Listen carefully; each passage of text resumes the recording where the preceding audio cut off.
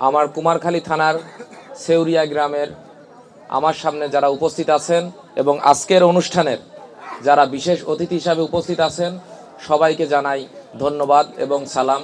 আসসালামু আলাইকুম ওয়া রাহমাতুল্লাহ। আজকে এখানে এসে আমি নিজেকে অনেক গর্বিত অনুভব করছি। আসলে প্রধান অতিথি বলে কিছু নাই, প্রধান আকর্ষণ বলে কিছু নেই। প্রধান আকর্ষণ হচ্ছে এই গ্রামের মানুষ, এই এলাকার মানুষ। আর সব থেকে বড় কথা, আজকের প্রধান আকর্ষণ যেই দুইটি টিম আমাদের সামনে ফুটবল খেলা উপহার দিয়েছেন এবং আমরা সেই খেলা উপভোগ করেছি, তারাই হচ্ছে আজকের প্রধান আকর্ষণ। আমরা জাস্ট এখানে আপনাদের খেলা উপভোগ করতে এসেছি। আমার প্রিয় মামুন ভাই কিছু কথা বলেছেন জুলাই যোদ্ধাকে কেন্দ্র করে। আমরা কিন্তু সবাই গত 24শে জুলাই থেকে আগস্ট 5ই আগস্ট পর্যন্ত আমরা যে আন্দোলন সংগ্রামের মাধ্যমে নতুন একটি বাংলাদেশের স্বপ্ন নিয়ে নতুন একটি বাংলাদেশের স্বপ্ন দেখেছি। আসলে 2025-এ এসে আমরা দেখতে পাচ্ছি সেই স্বপ্ন আমাদের অনেকটাই ভঙ্গুর এবং নষ্টের পথে চলে যাচ্ছে। তাই আগামীতে আমাদেরকে আবারও ঐক্যবদ্ধভাবে যে কোনো সন্ত্রাসী, চাঁদাবাজি, যেই নৈরাজ্যগুলো হবে তার বিরুদ্ধে আমাদের কিন্তু ঐক্যবদ্ধভাবে কাজ করতে হবে। এই জন্য আগামীতে আমার সামনে যেই যুব সমাজ এবং এলাকার মুরব্বীরা আছেন সবাইকেই কিন্তু একসাথে কাঁধে কাঁধ মিলিয়ে কাজ করতে হবে। জুলাই যোদ্ধা বা জুলাই যুদ্ধ বা ফ্যাসিস্ট হাসিনা সরকারকে পতন করতে আমাদের কিন্তু শুধু ছাত্র জনতা না, অভিভাবকরাও সমানভাবে এই যুদ্ধে শরিক হয়েছেন। আমি দেখেছি আমরা যখন মিছিল মিটিং করেছি, আমরা যখন আন্দোলন সংগ্রামে প্রশাসনের সাথে লড়াই করেছি, ছাত্রলীগের সাথে লড়াই করেছি, যখন কাঁদানি গ্যাস খেয়েছি পাশের বাড়ি থেকে অভিভাবকরা আমাদেরকে পানি সরবরাহ করেছেন, যখন কাঁদানি গ্যাস খেয়ে আমাদের মুখ শরীর জ্বলে যাচ্ছে তখন কিন্তু তারা ঘর থেকে পেস্ট এনে, বাবা তুমি তোমার এই মুখে একটু লাগাও, তোমরা এত কষ্ট করতেছো, তারাও কিন্তু সমান এই যুদ্ধের জন্য শরিক হয়েছে। সত্যি কথা বলতে খুব দুঃখ লাগে, আমরা দেশের জন্য যুদ্ধ করেছি, আমরা একটি ফ্যাসিস্ট হাসিনা সরকারকে বিতাড়িত করা, স্বৈর সরকারকে বিতাড়িত করার জন্য যুদ্ধ করেছি।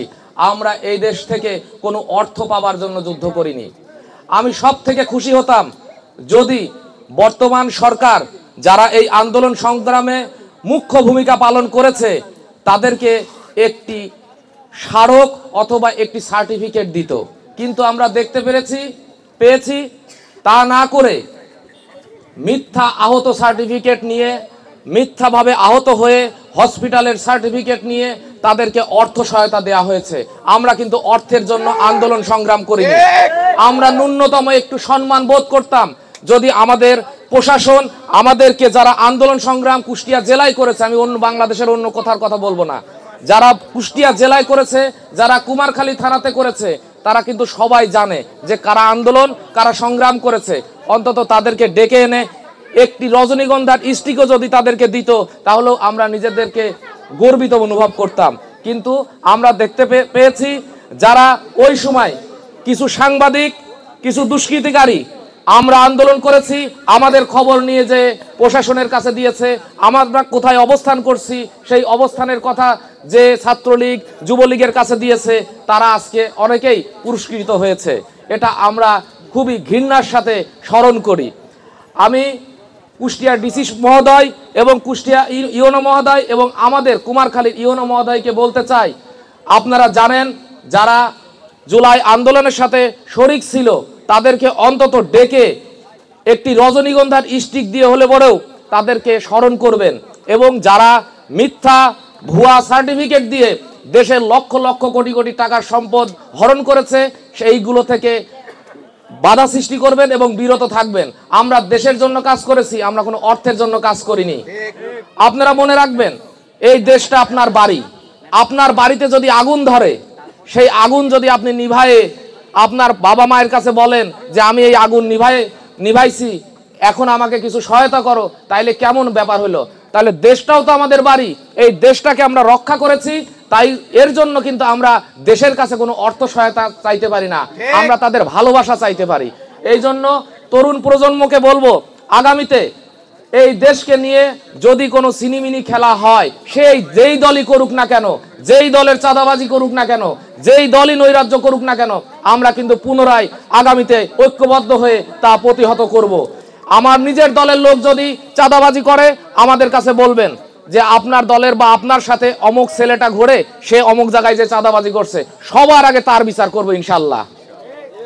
এই আশাবাদ রেখে এবং ক্রিয়ায় শক্তি ক্রিয়ায় বল, এবং এই মাঠের যে অবস্থা, আজকে খেলা করতে যে অসুবিধাটা হয়েছে, এবং এই ক্লাবের সভাপতি যে ঘোষণাটা দিলেন যে আগামী সপ্তাহে এখানে আবার খেলা উদ্বোধন করবে, তার আগেই এখানে আমার ছোট ভাই বিপুল আছে, মামুন আছে, আমি তাদের মাধ্যম দিয়ে এবং ক্লাবের সভাপতি আছে তাদের মাধ্যম দিয়ে এই পানির যে বিষয়টা আছে সেই বিষয়টার সমাধান করে দেবো ইনশাল্লাহ, এবং এখানে বালি অথবা মাটি ফেলে দেওয়ার ব্যবস্থা করব এই আশা রেখে, এবং এই সেউরিয়াবাসীর কাছে দোয়া চেয়ে এবং এই সেউরিয়াবাসীর সুস্বাস্থ্য কামনা করে আমি আমার সংক্ষিপ্ত বক্তব্য শেষ করছি।